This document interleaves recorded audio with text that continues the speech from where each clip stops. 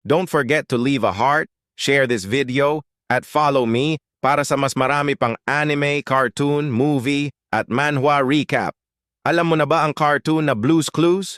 Kung hindi mo pa alam, tara alamin mo na.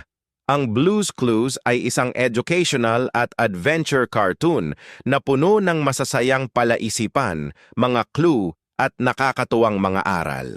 Ang kwento ay umiikot kay Blue, isang matalinong asong kulay asul na hindi nagsasalita gamit ang mga salita, kundi sa pamamagitan ng kanyang mga tahol at mga blue paw prints na nagsisilbing mga clue.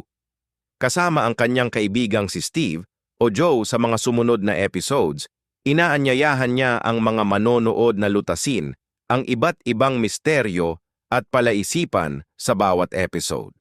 Sa bawat pakikipagsapalaran, naghahanap sila ng 3 blue paw prints at ginagamit ang kanilang handy-dandy notebook upang iguhit ang bawat clue.